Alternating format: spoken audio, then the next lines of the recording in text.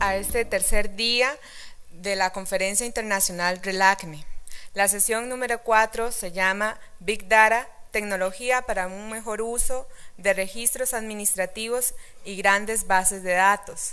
Nos acompañan en la mesa principal la señora Pilar Iglesias, gerente general de PriceStats, el señor João Pedro de Acevedo, economista senior del Banco Mundial, el señor Balakrishnan, gerente de ingeniería de Google. La moderadora de este panel será la señora Jimena Fernández Ordóñez, oficial de evaluación del Grupo Independiente de Evaluación del Banco Mundial. Buenos días a todos y muchísimas gracias por estar acá tan temprano en el último día de la conferencia. Pero creo que va a valer la pena la madrugada, tenemos un panel verdaderamente de lujo y en mi experiencia en estas conferencias en particular es muy importante dejar de hablar entre nosotros mismos y mirar un poco a otros sectores a donde hay cosas interesantes pasando. Y el área de la información para nosotros es absolutamente clave, es el insumo principal de nuestro trabajo. Ha habido muchísimos cambios en los últimos tiempos en este área, apoyados muy cercanamente por el sector privado, por muchos gobiernos y también por la academia, y creo que es particularmente importante mirar estos temas. Ayer se me acercaron unos cuantos a la noche para preguntarme, bueno, ¿qué es esta cuestión de Big Data? Yo creo que básicamente lo que querían es que yo les resumiera las presentaciones para poder quedarse durmiendo hoy a la mañana, pero creo que los convencí con mi entusiasmo porque veo algunas caras por acá de los que se me acercaron. Y lo que comentábamos un poco ayer es que esta cuestión de Big Data es importante e interesante, no solo porque tenemos muchísimos más datos de los que teníamos antes y el volumen es gigante, y porque las herramientas y los softwares que se han desarrollado para estas cuestiones son bien innovadores, que ya de por sí esas dos cuestiones son interesantes. Creo que la cuestión más sexy tampoco es cómo se recolectan estos datos ni cuáles son las fuentes de la información, como tu computadora o tu iPad, o la información que carga João Pedro en su teléfono, mi tarjeta de crédito cuando hago compras, y cómo todo eso se refleja en información que está a la mano de todos nosotros. Creo que tampoco lo importante es necesariamente la diversidad de esos datos y qué es lo que nos dan en términos de, por ejemplo, nuestras preferencias, nuestros comportamientos y lo que vamos a hacer en el futuro, que es bastante fácil de predecir con esta data. Creo que acá la parte fundamental es sobre todo cómo se potencian todos esos factores para darnos un tipo de evidencia con el que hace 10 años nunca pensamos que podíamos contar.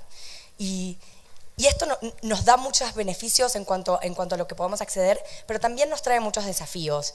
Ayer leía en el Harvard Business Review, decía, Big Data requires big judgment.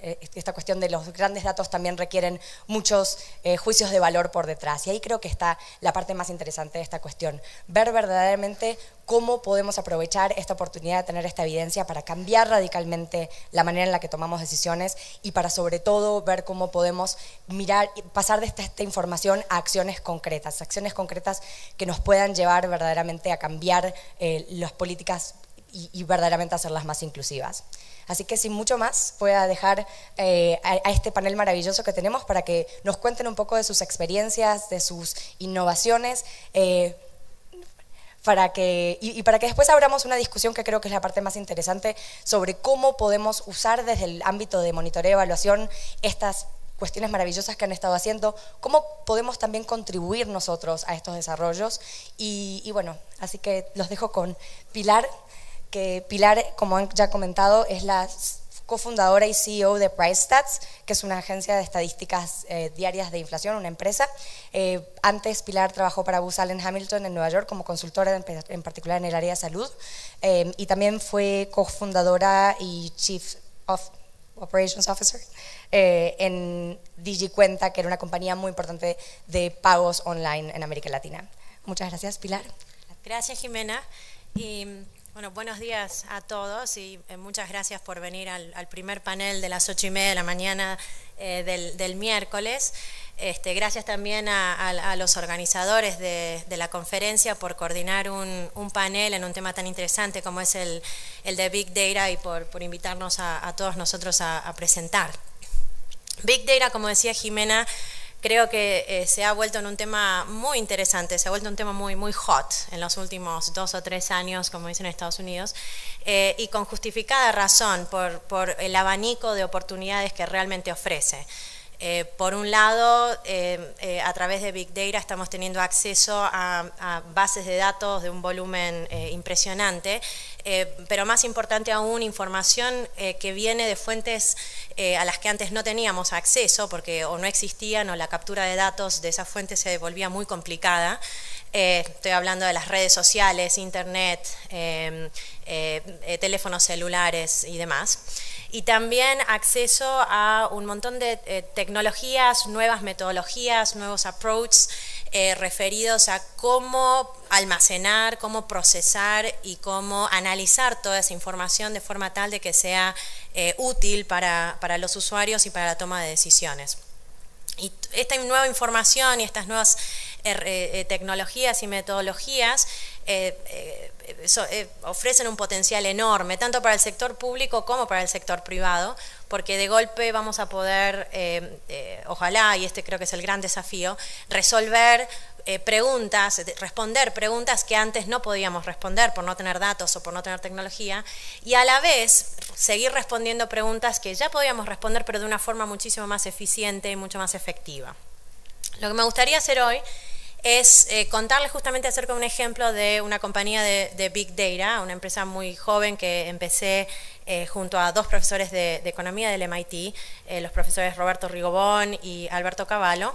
Empezamos esta compañía hace alrededor de 2 años y es una empresa que justamente con nueva data, precios online, y con nuevas metodologías y tecnologías, ya les voy a hablar un poco de qué es lo que hacemos, podemos ofrecer una nueva forma de medir inflación. Un tema muy tradicional para todos los economistas, pero índices que no se han tocado en su forma de medirse en mucho tiempo, y esta es una forma innovadora de ver la inflación en distintos países del mundo.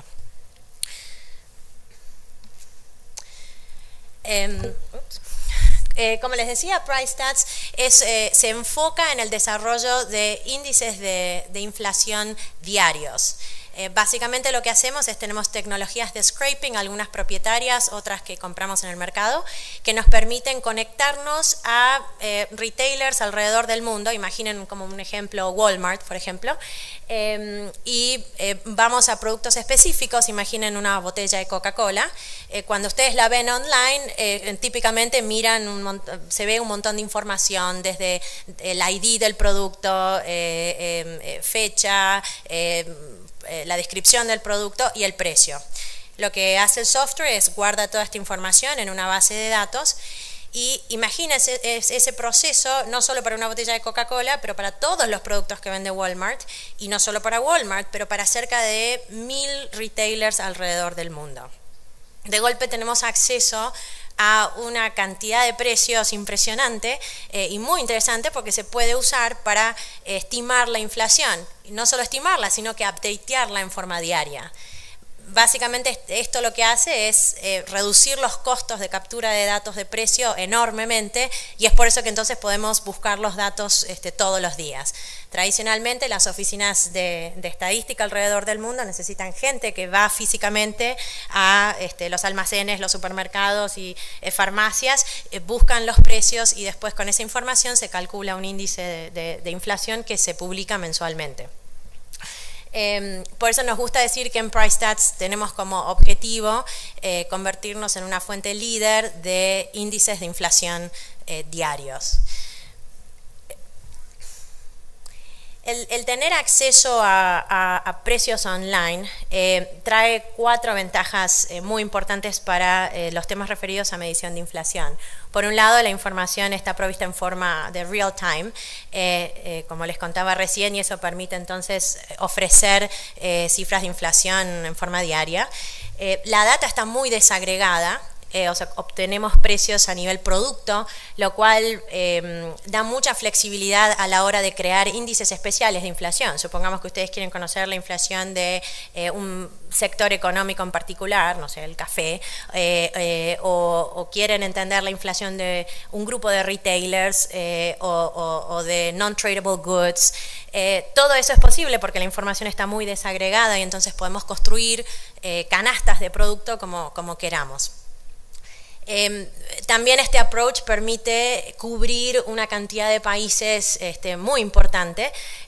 Actualmente ya les voy a mostrar que recolectamos precios en muchísimos países, más de 70 países, justamente porque es un approach muy rentable, digamos, ¿no? Y a la vez podemos cubrir muchos sectores económicos. Entonces, el tener un alta scope, una cobertura tan amplia, es muy atractiva desde el punto de vista del tipo de applications que se pueden desarrollar con esta data. Y finalmente, y perdón que las slides están en inglés, la data está unfiltered, no está filtrada, es la data bruta que ven los consumidores cuando quieren comprar algo en Internet. Entonces no hay ningún tipo de manipulación, no hay ninguna agenda por parte de los retailers al ofrecer esa información. Es lo que ven los consumidores, es la data en bruto. Y eso también obviamente es muy importante a la hora de medir inflación. Ahora, cuando nosotros contamos lo que hacemos, la gente se enamora realmente. Como dice uno de nuestros partners, Roberto Rigobón, se enamora de la data. O sea, quedan impresionados con el hecho de que podemos capturar tanta información y creen que el gran desafío reside justamente en manejar ese proceso de captura de datos y el almacenamiento de esos datos. La realidad es que para poder construir un índice de inflación, desde la captura de datos hasta el updateo de los índices de inflación, hay que hacer mucho en el camino. Y ese, creo yo, es uno de los grandes desafíos de Big Data. El procesamiento de la información, la limpieza de esos datos, el controlar que la data tiene alta calidad, el desarrollar técnicas para analizar esa información en forma muy efectiva, es un trabajo complejo, requiere de mucha creatividad y de mucho technical skill. Y es ahí donde PriceStats actualmente está trabajando muchísimo, en la parte de procesamiento de la información. Para la construcción de los índices de inflación, ahí también hay trabajo muy interesante porque hay que ver cómo adaptar los mecanismos de medición de inflación a fuentes de datos nuevas que tienen dinámicas nuevas. Temas como, por ejemplo, los ajustes por calidad o cómo tratar nuevos productos que se incorporan automáticamente a nuestras bases de datos, son temas que se trataban de una forma a la hora de medir inflación y que dados estos nuevos datasets podemos evaluar de hacerlo en forma diferente. Mucha gente nos pregunta, bueno, ¿qué pesos usan para calcular la inflación? Tratamos de usar los pesos oficiales provistos por las oficinas de estadística alrededor del mundo, y en los casos en donde hay sectores en donde no hay información online, utilizamos nuestros propios proxies. Como les decía recién, capturamos información en más de 70 países. Esto creo que les habla de, o sea, monitoreamos precios, somos un equipo de 25 personas en Cambridge, cerca de Boston, y podemos monitorear precios en lugares como Australia, China, Japón, Sudáfrica y mucho más. Imaginen, son lugares tan remotos y estamos pudiendo hacer esto. Creo que esto habla del realmente el potencial que tiene Big Data y todas estas nuevas tecnologías. Cubrimos los sectores económicos más importantes en cualquier índice de precios al consumidor, pero obviamente usamos precios online únicamente. Hay áreas del índice de precios al consumidor para las cuales no hay precios online. Imagínense cortes de pelo, precios de restaurantes, hoteles. Toda esa información, si bien está online, está poco estandarizada, no es tan fácil de capturar. O sea que en general los servicios es quizás el área o educación, salud, áreas en donde tenemos que hacer estimados de inflación. Y lo hacemos usando precios de productos que realmente podemos monitorear. Un ejemplo clásico es el de educación, en donde si bien no tenemos precios online para medir inflación en los sectores de educación, mirando precios de cuadernos, viromes, lápices, gomas y demás, uno puede establecer un estimado de las tendencias de inflación para el sector de educación mirando esos precios. Dentro de lo que cubrimos, estamos incluyendo obviamente alimentos y bebidas, electrónicos, ropa, productos para el hogar, productos de belleza, farmacias, y bueno, todo lo que ustedes se imaginen tienen precios online. Con esta información, si bien monitoreamos precios en cerca de 70 países, para construir los índices de inflación se necesita una gran cantidad de información histórica. Y entonces construimos índices de inflación en 21 países. Cubrimos las economías más importantes: Estados Unidos, Inglaterra, Francia, Alemania, Italia, Japón, Australia, China, Sudáfrica, acá en Latinoamérica, Argentina, Brasil, Chile, Colombia, Venezuela y demás. Y acá incluí algunos gráficos de algunos de nuestros índices. La línea, estas son tasas de inflación anual para algunas economías que traje para mostrarles.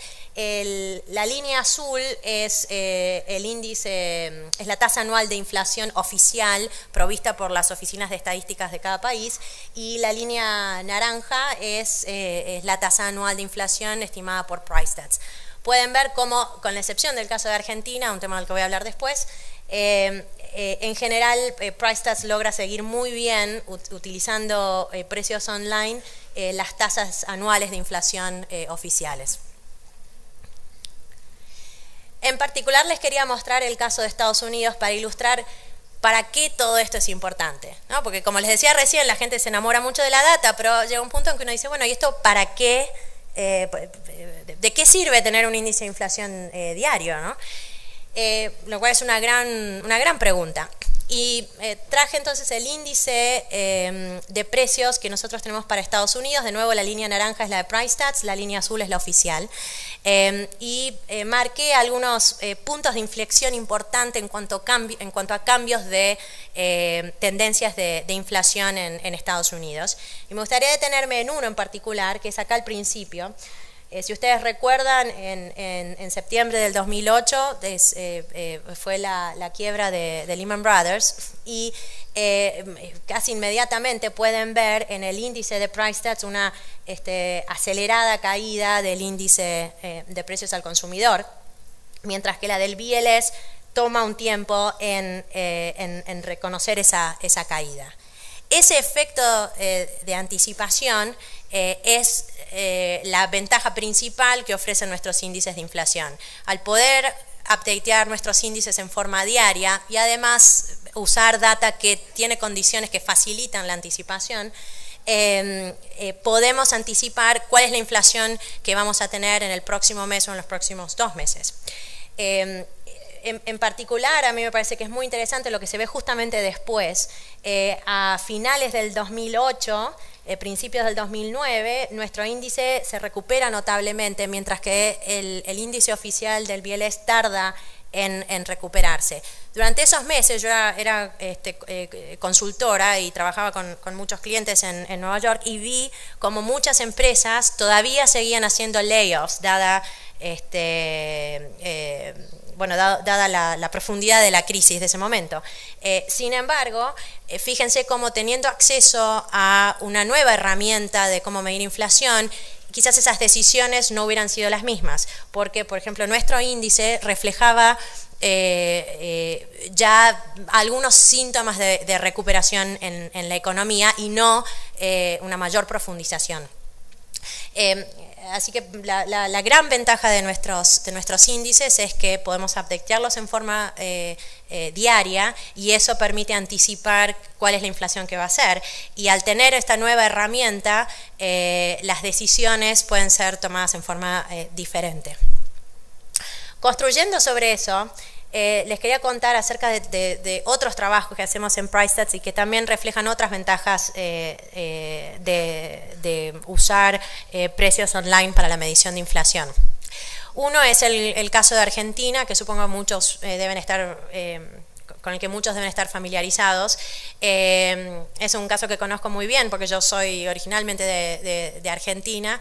El Instituto Nacional de Estadísticas de la Argentina era una organización sumamente prestigiosa, no solo en Latinoamérica, sino también en otros lugares del mundo, por la calidad de sus técnicos, por la calidad del trabajo que se hacía.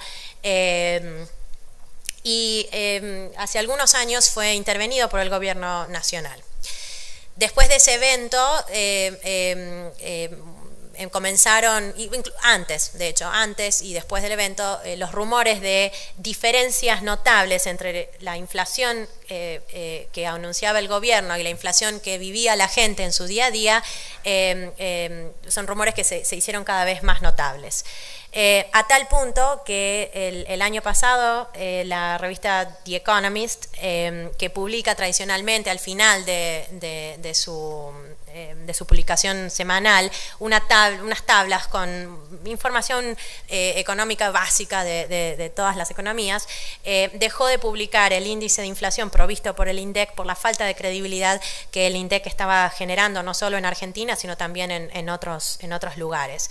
La diferencia, estamos hablando de diferencias muy importantes, la diferencia de la tasa anual de la que estamos hablando está cerca de los 10 puntos, el gobierno decía que la inflación estaba cercana al 11% y la mayor parte de la gente registraba una tasa anual cercana al 25%, o sea, una tasa de inflación considerablemente diferente.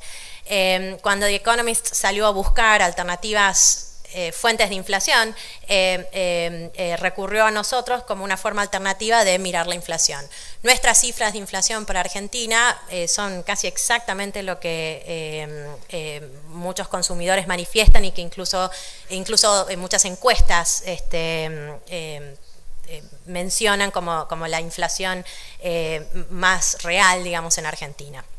Esto habla de distintas aplicaciones de data como esta, en donde en general la inflación es algo que era tradicionalmente medido por las oficinas de estadística.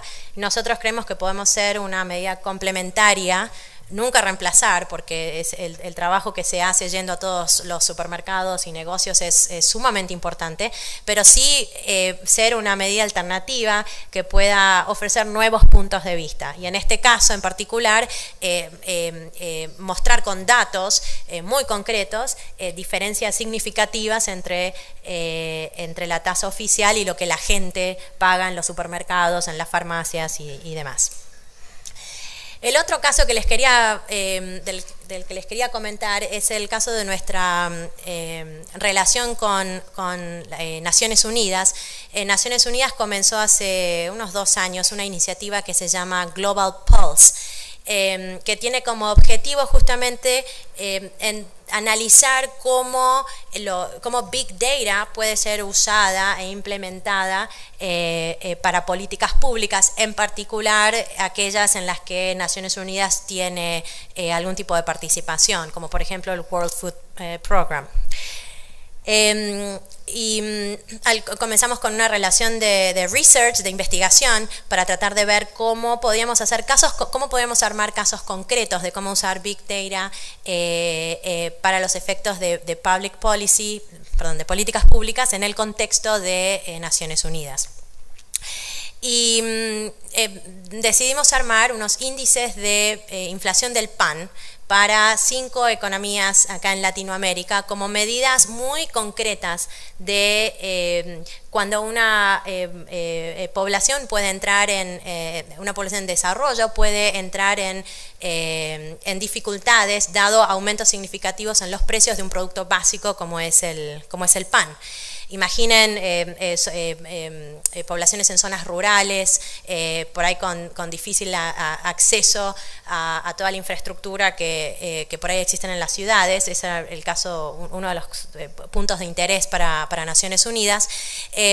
Y una de las cosas que queríamos medir era, por ejemplo, cuando había cambios en los precios de commodities, cómo eso impactaba al precio del pan, y cuando registrábamos aumentos significativos, era por ahí una señal de que ciertos sectores de la población podían estar en una situación difícil. El proyecto tuvo mucho éxito dentro de Naciones Unidas y ahora lo están extendiendo a proyectos más complejos en distintos países. En particular van a trabajar en un programa piloto en Indonesia, en donde van a extender este tipo de índices a muchos más productos y canastas de productos que permitan ver en forma real time cuando los precios se disparan, y entonces quizás el gobierno tenga que intervenir de alguna forma ayudando para mejorar las condiciones de personas en dificultades. Finalmente me gustaría contarles, acá me dicen un minuto, me gustaría contarles un poco qué otras cosas se pueden hacer con nuestra data. Estamos construyendo índices sectoriales de inflación para no solo saber cuál es la inflación, pero de dónde está viniendo, índices de PPP, o sea, de precios relativos, que updateados en forma diaria pueden ser muy interesantes. En general esa información tiene un lag muy importante. Se pueden construir índices de inflación por atributos de productos. Son los productos orgánicos más caros que los que no son orgánicos, índices de precios por marca, estamos trabajando en índices de real estate y de empleo. La razón por la que quería mostrar todo lo que se puede hacer es porque realmente cuando uno se pone a pensar en todas las cosas que se pueden hacer con Big Data, el abanico de oportunidades es impresionante, es muy atractivo. Pero creo yo que el desafío no es tanto mirar en todo lo que se puede hacer, sino realmente pensar cómo podemos incorporar a Big Data en los procesos de tomas de decisiones para que esa data sea realmente utilizada con sentido. Lo que yo veo mucho es mucho enamoramiento con la data y poco foco en entender cómo podemos usar esta data para contestar preguntas que antes no podíamos contestar o para hacer las cosas que hacíamos antes mejor. Creo que además de todos los desafíos regulatorios, tecnológicos y demás que plantea Big Data, ese es probablemente uno de los desafíos más importantes para los próximos años. Muchas gracias.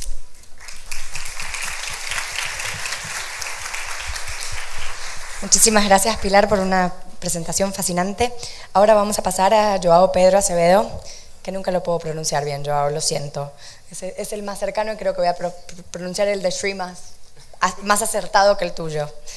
Pero bueno, Joao Pedro es economista senior de la Unidad de Reducción de la Pobreza y Gestión Económica de la región de Latinoamérica y el Caribe para el Banco Mundial. Desde que se unió a ese equipo ha tenido muchos roles, pero en particular ha dirigido el equipo de estadística del LAC y es uno de los padres de esta red de monitoreo y evaluación, es el que día a día la empuja y el que verdaderamente está por detrás de mucho del éxito que han tenido esta red, en particular en compartir información y discusiones que son muy relevantes para todos. Antes de unirse al banco, fue Research Fellow del Instituto Brasileiro de Investigación de Economía Aplicada y superintendente de monitoreo y evaluación de la Secretaría de Finanzas del Estado de Río de Janeiro. Muchas gracias. Gracias, Jimena. Muchas gracias a todos por estar aquí a esta hora tan temprana. Muchas gracias a todos que están conectados a nosotros por la web.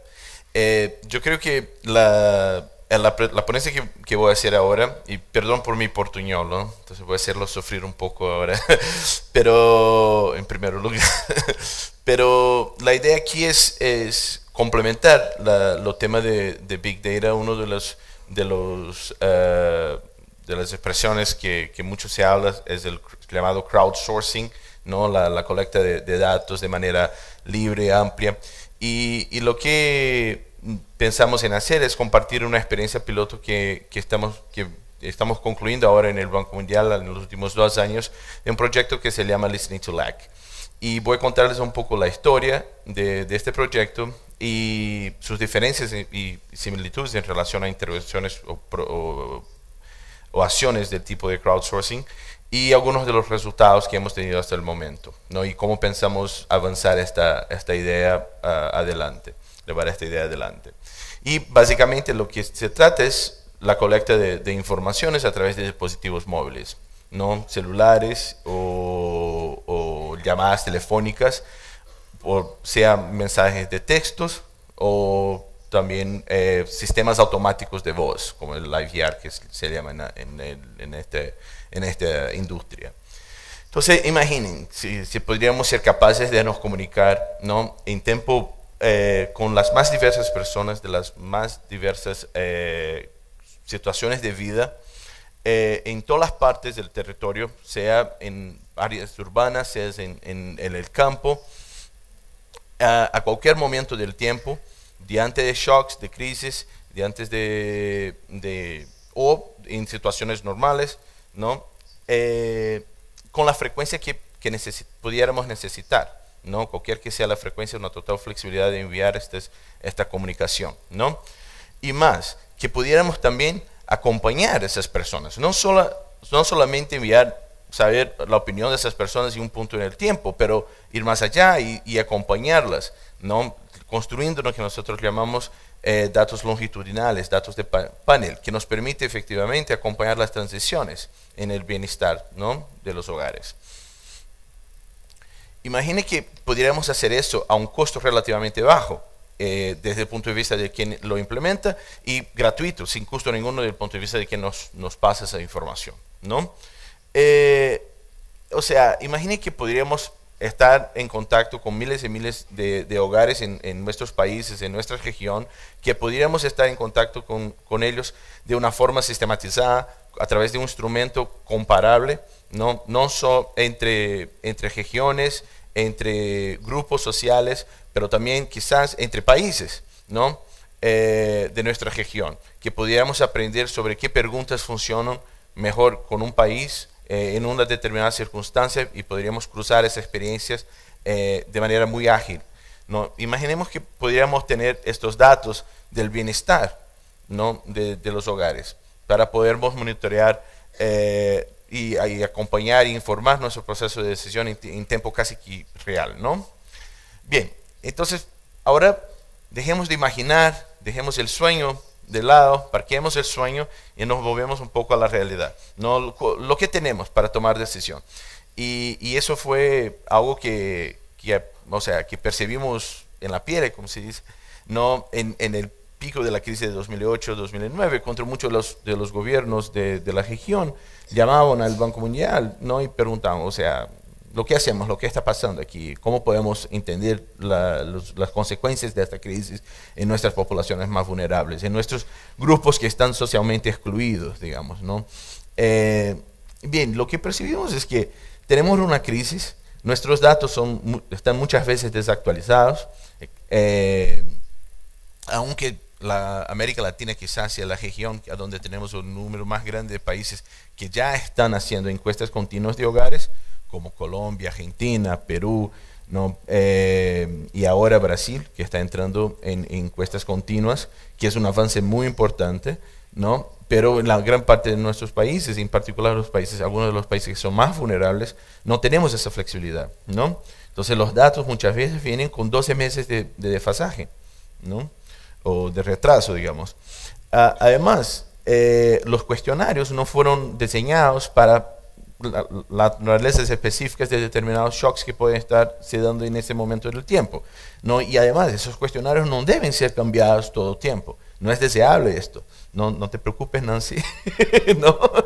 Entonces, sabemos de eso y respetamos eso. No, la idea es que esos cuestionarios, hay un valor muy grande de tener consistencia temporal en esto, ¿no? Entonces, ¿cómo podemos diseñar intervenciones, pensar las consecuencias y los impactos de lo que está pasando de manera rápida, ¿no? Efectivamente, muchas veces estamos muy limitados para hacerlo. Claro que una idea es la idea de data scraping que nuestra colega de Price Data vino a presentar, y eso fue parte de la motivación de tener una experiencia como esta, que es una fuente, una avenida muy interesante, pero no es la única, ¿no? Hay otras formas, ¿no? Lo que nosotros pensamos es que con una frecuencia más grande de datos podríamos eventualmente estar mejor preparados para responder a shocks, crisis y pensar los diseños de nuestras políticas de manera más bien, digamos, basada en evidencia, ¿no? Entonces, ahora, ¿será que es posible efectivamente implementar una iniciativa de ese tipo? ¿Será que es efectivamente posible colectar información en una escala sistemática en nuestros países? Y ahí nos miramos a los datos de la penetración, como se dicen, ¿no? Ahí de dispositivos móviles.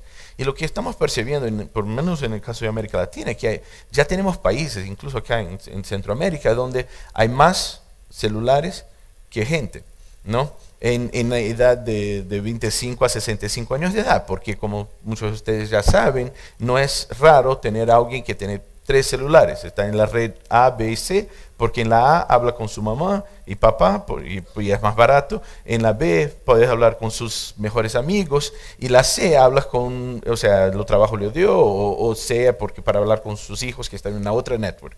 Entonces, por cuenta de eso, hay una ampliación, ¿no? de esa tecnología en la región de una manera realmente muy, muy impresionante.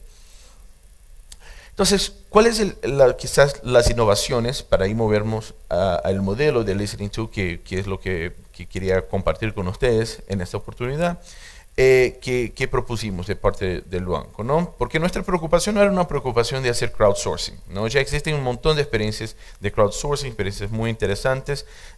Lo que nosotros queríamos saber es, ¿será que es posible hacer una encuesta nacionalmente representativa? Y además, a utilizar esa tecnología para hacer algo basado en encuestas de hogares, ¿no? Y lo que nosotros estamos buscando, por tanto, era esa representatividad estadística, ¿no? de la población de interés, en nuestro caso, el piloto de los 2 países, la población nacional de los países.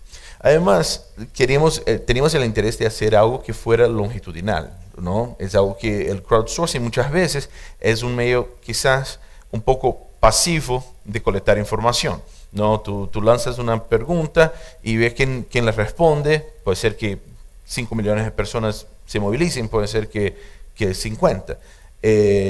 Y además no es claro si es posible reconectarlas o no. O sea, hay términos incluso éticos en ese sentido, ¿no? Y nosotros queríamos hacer una encuesta que nos permitiera acompañar, seguir los hogares a lo largo del tiempo. Por último, estamos interesados también en entender cómo podríamos hacer que esa metodología pudiera funcionar mejor, ¿no? Y por eso pensamos en 2 experimentos. Un experimento que era determinar incentivos, ¿no? Incentivos monetarios en términos de tiempos, minutos de conexión en valores de 0, o sea, ese es nuestro grupo de control, digamos, en el diseño experimental, la línea de base. Otro grupo con $1 en términos por mes, mensuales, depositados en su teléfono para llamar a cualquiera, y otro $5, ¿no? Y además de eso, teníamos un diseño factorial donde en una otra dimensión estábamos aleatorizando las 3 tecnologías más utilizadas en esta industria, ¿no? Que son los mensajes de SMS, de texto, los mensajes del call center, la llamada y tener un operador por detrás, y por último el IVR, que es ese sistema muy aburrido que muchos de ustedes probablemente ya lo pasaron, donde un robot les llama y empieza a hablar y tú tienes que elegir opción 1, 2, 3, ¿no? Nosotros pensamos esa tecnología en particular para la población analfabeta, que quizá, o más anciana, que pudiera tener un problema de visión y quizá no se sintiera tan confortable con la tecnología de texto. Entonces sería una especie de intermedio entre el call center y el texto. Y además, o sea, las grandes preguntas que teníamos, ¿no?, eran dos. ¿Cuál era el impacto de esas diferentes tecnologías de incentivos sobre la tasa de respuesta de los celulares, de los miembros del panel que montamos? Y en segundo lugar, ¿cuál era la confiabilidad que podíamos tener de esta tecnología? ¿No? Porque los riesgos es que cuando enviamos un mensaje para un celular, o sea, hay un sesgo que el perro del hogar puede estar respondiendo esto, ¿no? Entonces, queríamos saber si efectivamente quien estaba respondiendo era alguien que no estaba pasando informaciones que fueron mínimamente consistentes con tecnologías, digamos, más tradicionales de colecta de información, en particular el papel, el entrevistador, la ida del hogar. Entonces, el punto de partida de este proyecto era exactamente una encuesta tradicional de hogar, 1.500 hogares a donde visitábamos con una muestra representativa. Trabajamos en conjunto con el INEI de Perú, que colaboraron de manera muy próxima en el diseño de la muestra, en términos de los cantones y los sectores censales que podríamos y deberíamos distribuir nuestra población. Y además, enseguida, esta etapa es crítica porque nos permitió conocer quién era nuestra población, ¿no? Y esa es la diferencia fundamental quizás entre este modelo y el modelo de crowdsourcing tradicional, que no parte de un marco muestral conocido, ¿no? Aquí tenemos un marco muestral estadístico, por tanto representativo. Un otro punto importante ahí también es tener el consentimiento del hogar para que entre en el panel, ¿no? O sea, algo importante y éticamente fundamental, ¿no? Es tener un consentimiento dado por los respondentes que está dispuesto a ser contactado, recontactado y que entienda la dinámica del ejercicio que va a entrar, ¿no? Entonces, quería pasar rápidamente por algunos de los resultados y llamar a algunos puntos interesantes aquí. Aquí tenemos ya los resultados consolidados para Honduras y Perú, las tasas de respuestas para cada una de las tres tecnologías que había mencionado. Ahí percibimos que en el caso de Perú, por ejemplo, los call centers, la tasa de respuesta es de 80%. Eso es equivalente a las encuestas de papel tradicionales, ¿no? O sea, altísima. El IVR y el SMS está en torno de más de entre 45% aproximadamente. En Perú, ahí sí vemos tasas de respuestas más bajas, ¿no? 20% para el IVR, 30% para el SMS y ahí cerca de los 50% para el CATI. Esos números son números los números de Honduras efectivamente nos dejan muy confortables con la tecnología. Los de Perú quizá un poco menos, pero un punto importante que debemos pensar es esa tecnología no debe ser comparada con la encuesta tradicional de papel, pero sí con encuestas por correo, por correspondencia, ¿no? Que son los the postal surveys, ¿no? Que son las encuestas a donde enviamos cartas para los hogares y pedimos sus respuestas. La tasa tradicional del mercado de esas encuestas postales, ¿no? Es algo en torno en Estados Unidos 5%, menor que 5%. En otros países en torno de 2%, ¿no? En América Latina. O sea, lo que estamos comparando aquí, por tanto, no es que deberíamos tener 100%, pero que con esa tecnología de SMS podemos, lo mejor benchmark, la mejor comparación de esta tecnología son las encuestas postales, que tienen una lógica muy parecida, que son encuestas autorrespondidas, a donde uno recibe este contenido, ¿no? en su hogar, en este caso a través de su celular, ¿no? Y ahí estamos encontrando una tasa de respuesta casi 4 veces mayor en el peor de los casos, ¿no? Y en el promedio casi 10 veces más grande, ¿no? Un otro punto también interesante, ¿no? Del trabajo fue exactamente mirar el tema de los incentivos. Y aquí quiero también hacer un paralelo con el tema del crowdsourcing, ¿no? Porque lo que es claro en esto es que para que funcione, ¿no? Los incentivos importan, ¿no? Aquí tenemos la tasa de respuesta en azul, la línea de base, que son los que no han recibido plata ninguna, ¿no? Y en casi todos los casos podemos percibir una diferencia que son estadísticamente representativas entre los diferentes grupos, ¿no? O sea, la barrita azul está siempre por debajo de la barrita roja y verde, ¿no? Lo que indica que efectivamente lo que están recibiendo una recompensación monetaria están más dispuestos a participar. Además, a lo largo del tiempo, este efecto es aún más grande. Ahora, y eso es importante porque mismo cuando pensamos modelos de crowdsourcing, tenemos que pensar cuál es el retorno que vamos a estar dando para el respondiente, ¿no? El retorno no necesariamente tiene que ser monetario, puede ser, por ejemplo, a través de una prestación de servicio. Si alguien envía un correo o un SMS diciendo que no hay luz en su calle, ¿no? Lo que sí es claro es que si no hay ningún incentivo para que la haga, no va a pasar, ¿no? Y el incentivo en este caso puede ser que la calle se arregle, que el hueco en la carretera sea solucionado, pero lo que es importante es tener claro que este tipo de interacción no tiene una misma lógica que la interacción tradicional de los institutos nacionales de estadística, que incluso tiene un poder legal mucho más grande que ese tipo de tecnología. Déjame ver. Ok. Un otro punto importante, claro, son las estimativas de costo de cada una de esas tecnologías, ¿no? Y ahí que está efectivamente lo punto más fuerte, ¿no?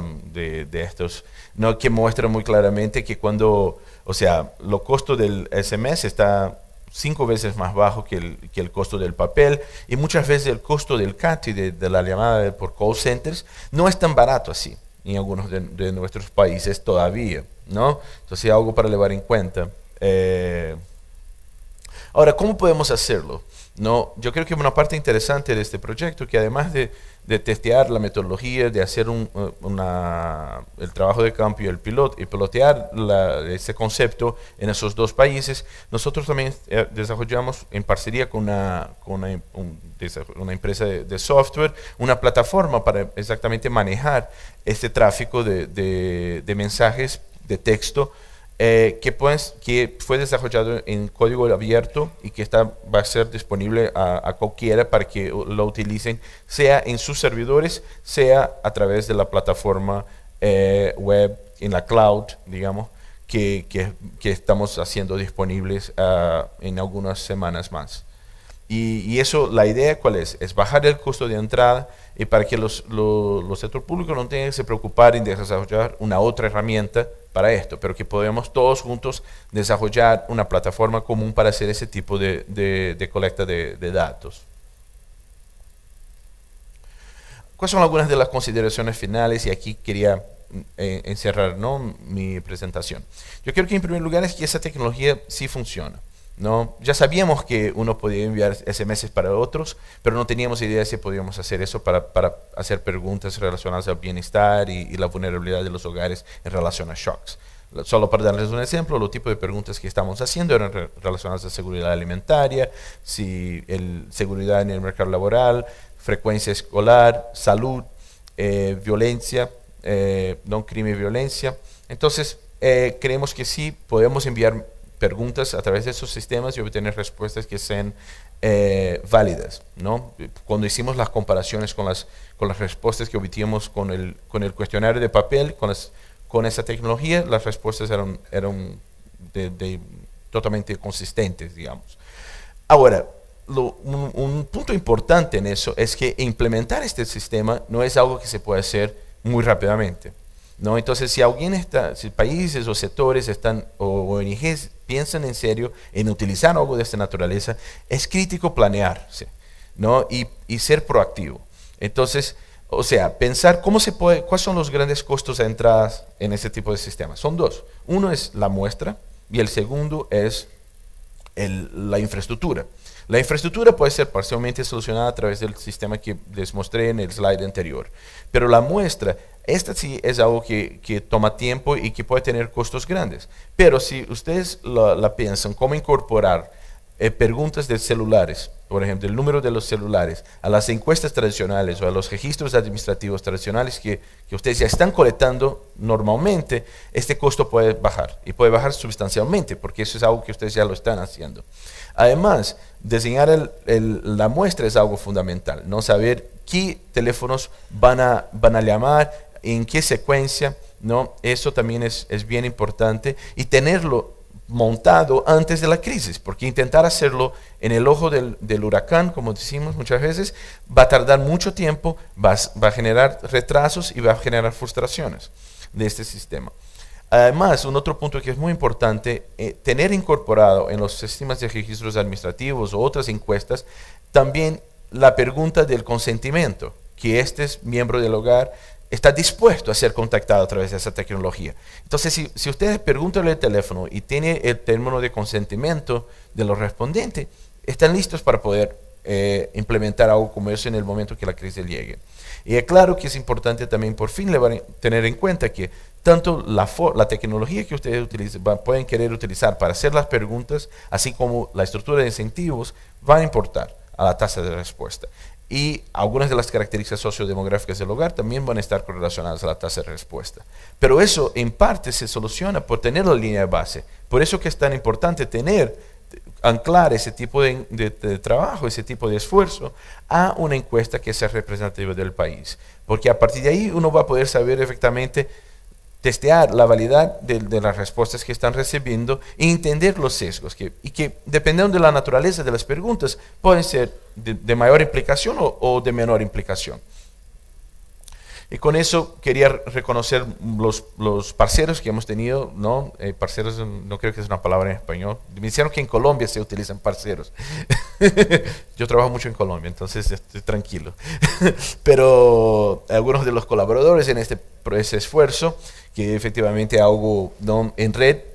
Y muchas gracias, y aquí tengo los correos de contacto de algunos de mis colegas y el mío que estamos trabajando en este proyecto. Muchas gracias a todos.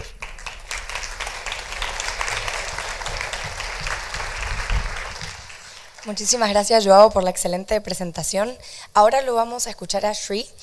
Shri va a estar hablando en inglés, así que si no les entregaron ya sus aparatitos de traducción. Antes de estar en Google, trabajó en investigación en IBM y en particular en el Software Group, desarrollando productos para el reconocimiento de voz y análisis de archivo de texto.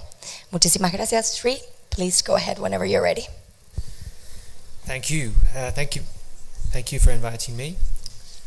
And I'm very happy to be here because this is a subject that's very important to Google. And we see this huge opportunity Vemos as a esta partnership oportunidad between como us colaboración and entre the public sector. nosotros y el sector público.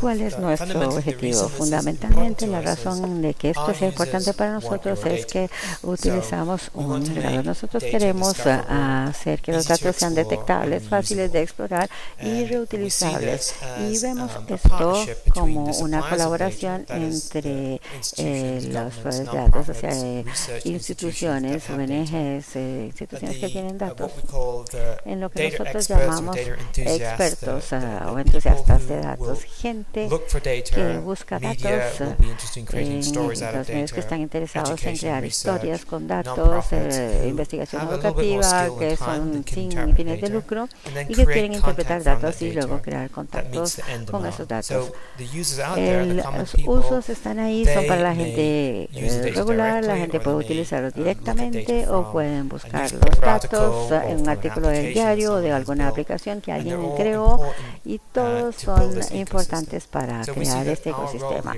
Nosotros vemos que el crecimiento acá el rol es para magnificar el impacto de todos los datos que existen. Así es que voy a hablar de diferentes aspectos de esto y mostrarles algunas de las herramientas que estamos creando para que esto ocurra. Un par de puntos que quisiera mencionar. Google,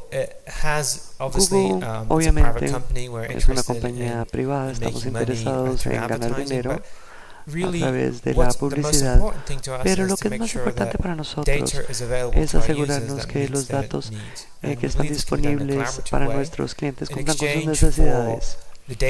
y tenemos esta publicidad. Nosotros podemos darles información a gobiernos y a instituciones sobre qué es lo que está buscando la gente para que puedan hacer estudios econométricos. Es muy importante para nosotros que la gente entienda que estos no son datos nuestros. Nosotros cargamos los datos, simplemente nosotros somos unos brokers, nosotros damos un enlace entre los usuarios y los datos.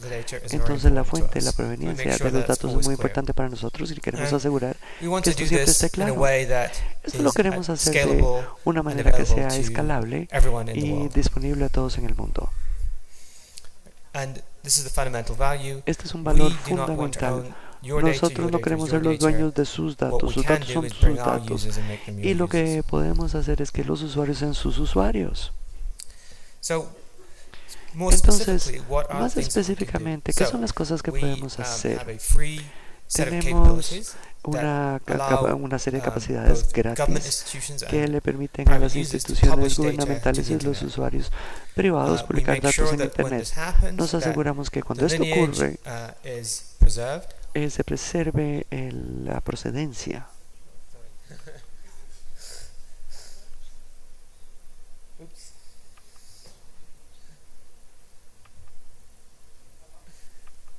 That's good.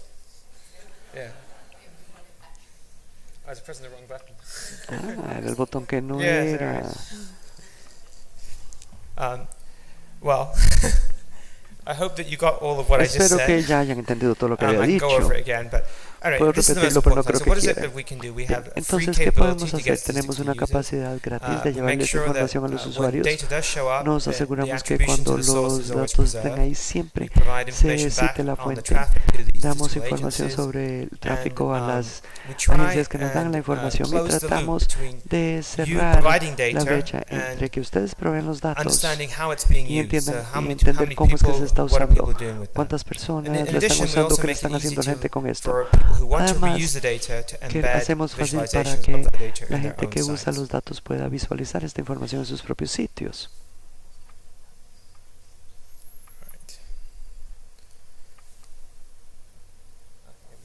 ¿Qué es lo que pueden hacer ustedes? Bueno, hay muchos datos que existen allá afuera.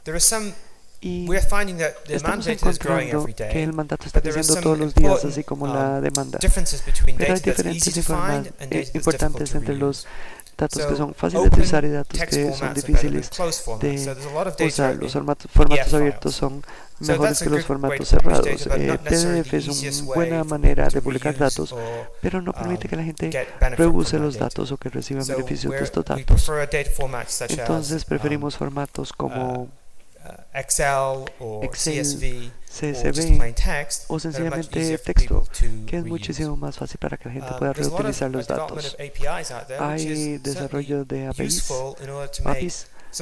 y esto es más fácil para hacer más accesibles los datos. Sin embargo, uno de los problemas con esto es que las APIs son difíciles para que la gente los mantenga, y si todo el mundo tiene una diferencia API, es difícil para los desarrolladores saber cuál deberían estar usando. Entonces, en términos de nada más publicar los datos, hacerlos más accesibles, entre más simple mejor. Simple. Archivos CSV es la manera en que más fácilmente la gente va a usar estos datos. Excel también está bien si está bien formateado. A la gente se le olvida escoger un buen título para los datos que están publicando. Si usted lo piensa, ¿cómo va la gente a encontrar los datos? Si los términos que están usando para buscarlo no son iguales a lo que están buscando. Este es un paso muy simple que se puede hacer para que los datos sean más útiles. Los datos que ustedes publican deberían ser tan simples como sea posible desde el punto de vista de la máquina, porque si la máquina va a leer estos datos y reutilizarlos, hay algunas cosas muy simples que se pueden hacer para que esto esté claro. Dar identificadores, a veces va a haber códigos en una columna que identifican el significado de esa columna o de esa fila. Se puede asegurar que haya un índice o algún otro archivo que describe exactamente qué es lo que es.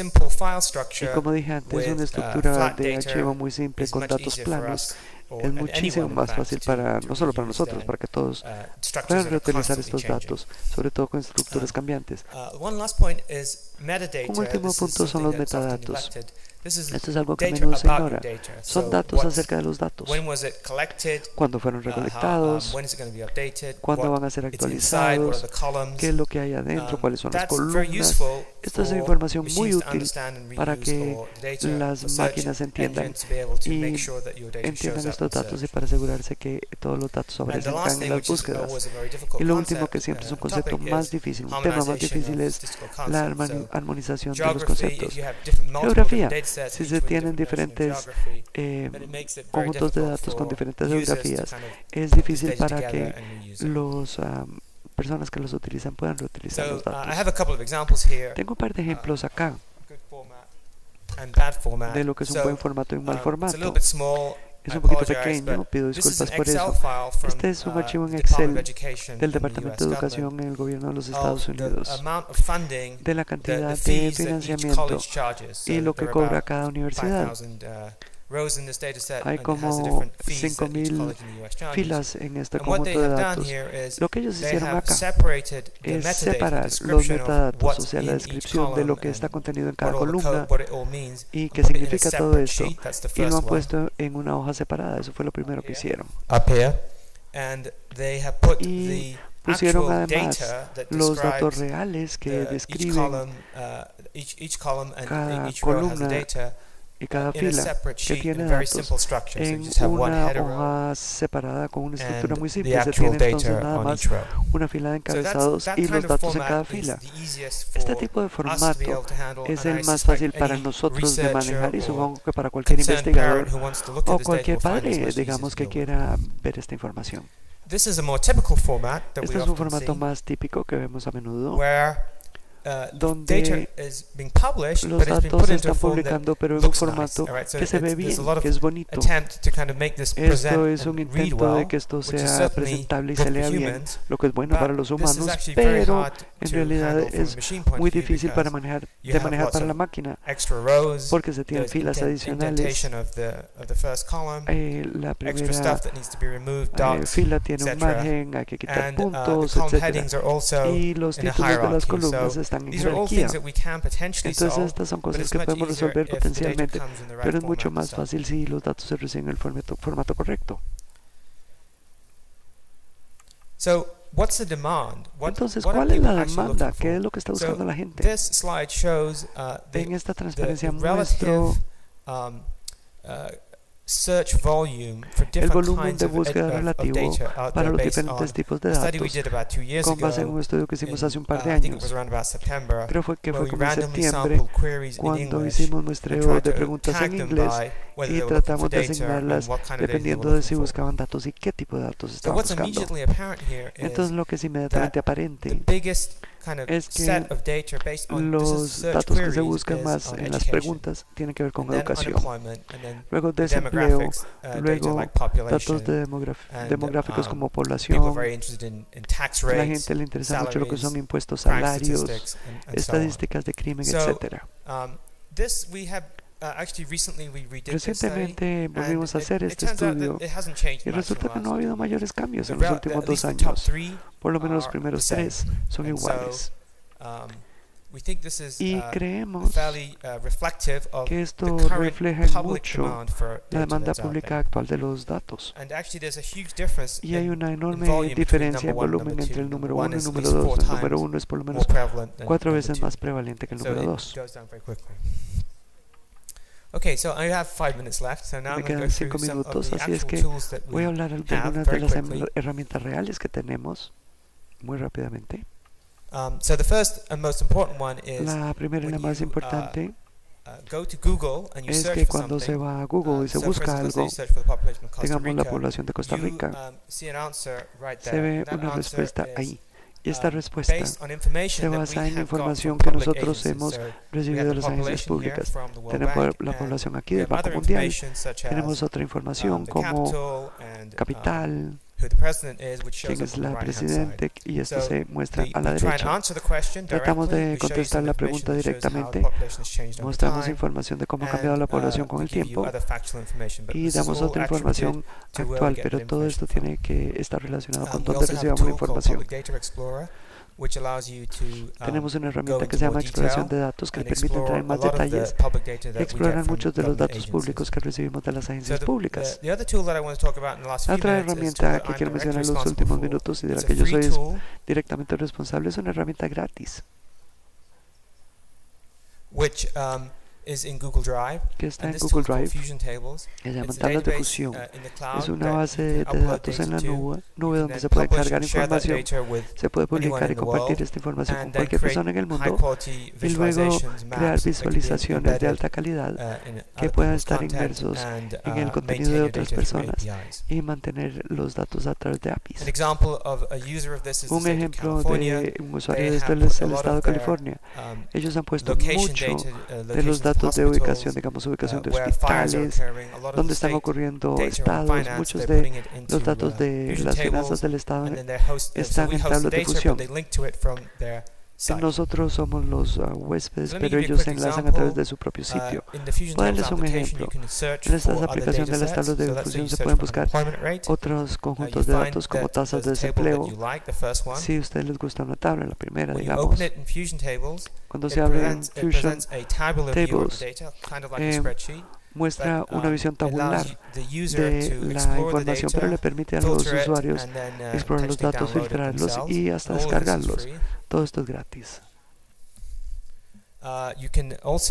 También datos que tienen atributos geográficos pueden ser visualizados en un mapa. Esto es desempleo en el mapa de los estados de Estados Unidos. Cada estado tiene un color para el grado de desempleo. Y algo muy importante es poder fusionar esto con los datos de otras personas. Digamos que usted busca estadísticas de crimen, quiere fusionar esto con datos de otras fuentes. Es muy fácil de hacer. Pueden ver otras estadísticas que hayan sido cargadas. Y si se pueden fusionar, hay un enlace para fusionar ambas. Nosotros permitimos que ustedes hagan esto y creamos un conjunto de datos ya fusionado. Este conjunto de datos ahora tiene los datos de población y de crímenes y perdón, y de desempleo, perdón. Y ahora ya pueden ver si hay una correlación entre desempleo y población, perdón, y crimen.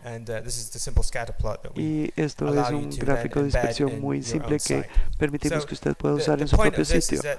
El punto de esto es que quería mostrar todo el ciclo de vida de cómo encontrar los datos, reutilizarlos, fusionarlo con otros datos y crear una visualización que puede estar en un mapa, en un gráfico de dispersión que se puede publicar y reutilizar. Para terminar, la idea aquí es establecer las bases para la colaboración entre el gobierno y el sector privado, proveer una plataforma para compartir los datos, para que los investigadores lo vuelvan a usar y que los datos sean más valiosos. Gracias.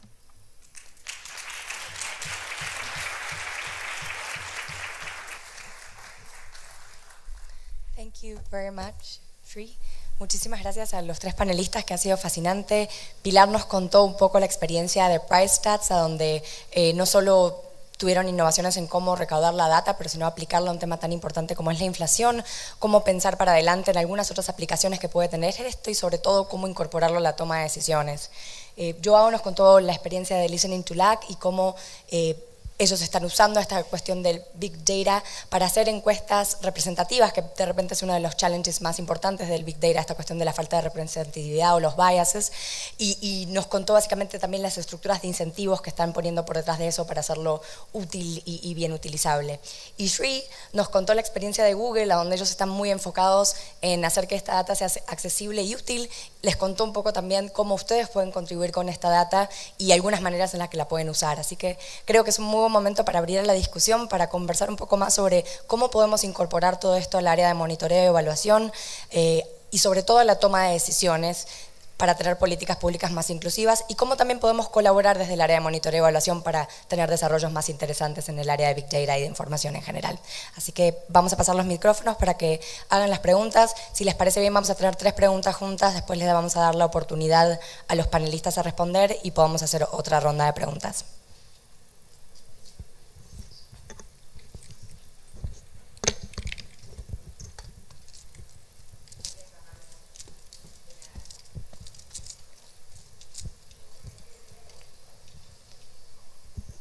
Buenos días con todos y todas. Para una pregunta para Joao y la experiencia que tuvo en Honduras y Perú sobre la tasa de no respuesta, si llegaron a formular las preguntas sobre los motivos de la tasa de no respuesta, porque de ahí se aprende bastante. Y segundo, ¿cuándo se produjo esta falta, este rechazo a este tipo de entrevista? ¿Al inicio o en el medio, al camino?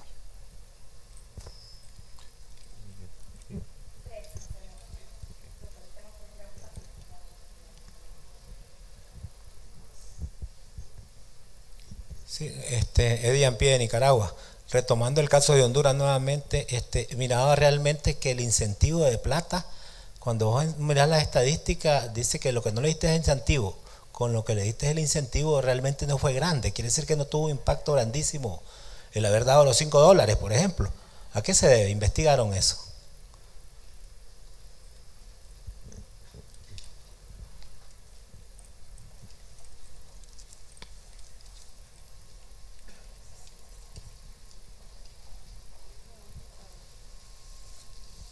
Hello, Sonia Ruknal from Guyana. Just the question for both the presenter from Google and Price Stats on whether... Una pregunta al presentador de Google Stats. ¿Han hecho alguna investigación en la región LAC y cuáles han sido las respuestas?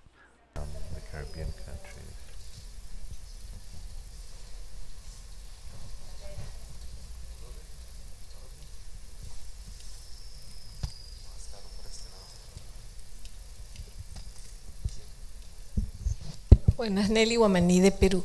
Para Joao, un poco sobre después de que han procesado las respuestas, ¿han tenido algún nivel de comparación con resultados respecto a la encuesta común? O sea, ¿qué nivel de diferencia? Sobre eso de repente podría ampliar.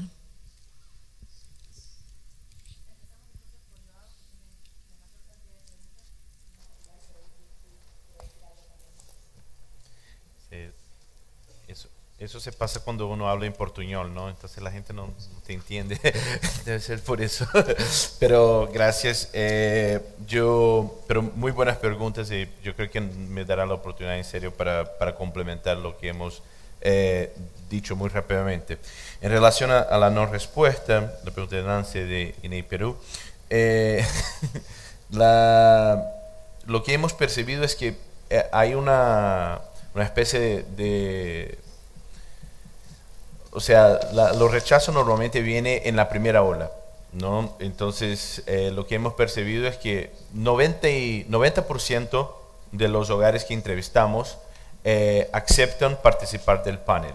O sea, nosotros parte de lo que hacemos, parte del motivo para ir a visitar el hogar es para explicar el proyecto y explicarlo y preguntar si los tienen interés en ser entrevistados o no. Aquellos que no tienen un celular, nosotros los entregábamos un teléfono móvil para ellos.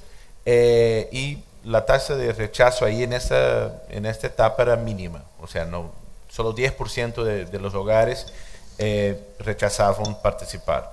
Los problemas venían exactamente cuando empezamos a mandar los mensajes por texto o el call center o llamar a los teléfonos. Ahí sí encontramos una tasa de rechazo más grande y que no fue una tasa de rechazo creciente. Fue una tasa de rechazo, digamos, aquellos que no entraron en la primera ola fueron los que efectivamente se mantuvieron afuera a lo largo de las 6 olas que hemos tenido, ¿no? Entonces, no hubo, digamos, una degradación tan grande cuanto podríamos esperar, digamos, del panel. Claro que ahí estamos contactando los hogares en intervalos relativamente corto, ¿no? Todos los meses enviamos las mensajes en SMS. Las mensajes eran enviadas en días de la semana y horas distintas para evitar sesgos también. Y cuando uno nos respondía, nosotros enviamos hasta 5 recordatorios. Entonces lo hacíamos follow-ups y siempre por texto, que cuando eran respondidos, el sistema reconocía que la gente estaba disponible a responder y ahí seguía enviando las otras preguntas. En relación a los incentivos, las diferencias sí son, aunque pequeñas, son estadísticamente significativas. Esta diferencia es el consolidado del primero al cuarto mes. Cuando nosotros miramos a lo largo del tiempo, ahí sí hay algunas diferencias más grandes, ¿no? Entre un despegue mayor entre aquellos que reciben, digamos, que no reciben ningún incentivo monetario en relación a aquellos que reciben $1 o $5. Yo estoy de acuerdo que la buena mensaje quizás de esta gráfica es que las diferencias por incentivos no son tan drásticas, ¿no? Cuanto uno podría quizás anticipar o no pensar que lo serían. Entonces eso nos da también un alento que quizás los institutos nacionales de estadística, con las metodologías y técnicas que usualmente ya utilizan, que es no remunerar por sus encuestas, quizás podrían incorporar algunas de esas tecnologías en algunas de sus operaciones. Por último, la pregunta de la otra colega del INEI Perú sobre la comparación con encuestas en papel, digamos. Sí, nosotros lo hicimos. Parte del diseño que yo no pude explicar era que teníamos 2 encuestas de papel. Una en la línea de base, digamos, no en el T0, y otra al final de los 6 meses, ¿no? Nosotros volvemos a hacer una otra encuesta de papel, ahí solo para aquellos sobrevivientes, digamos, porque no tuvimos tanto recurso para hacer en todos. Parte de lo que estamos haciendo en el caso de Perú en particular es comparando las tendencias de las respuestas mensuales con las tendencias de la ENAJO Perú, porque parte de lo que hicimos fue un sobremuestreo o un muestreo incluso de los sectores censales que hacen parte de la encuesta longitudinal de la ENAJO de Perú. Entonces, para Perú en particular, creo que vamos a poder hacer algunos ejercicios de triangulación bien interesantes, porque ustedes hacen una encuesta longitudinal y nosotros también lo hicimos, entonces vamos a poder comparar esto. Entonces, creo que esos son algunos de los puntos. Gracias por las preguntas. Pilar.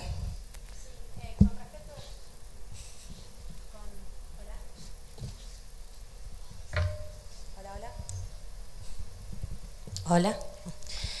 Con respecto al trabajo que hemos hecho en la región, nosotros siempre hacemos una distinción entre donde monitoreamos precios y donde tenemos índices de inflación generados. En el caso de Latinoamérica, en los países de Argentina, Chile, Uruguay, Brasil, Colombia y Venezuela, tenemos índices agregados de inflación que updateamos diariamente y que los ofrecemos en particular al público a través de un partnership con un banco en Boston, State Street. Para el resto de los países, en varios países de Latinoamérica, simplemente estamos recolectando precios en este momento, pero no podemos, con la información que tenemos, desarrollar índices adicionales de precios. La dificultad radica en varias dimensiones. Una es que en algunos países la cantidad y diversidad de websites disponibles para monitorear precios puede ser escasa.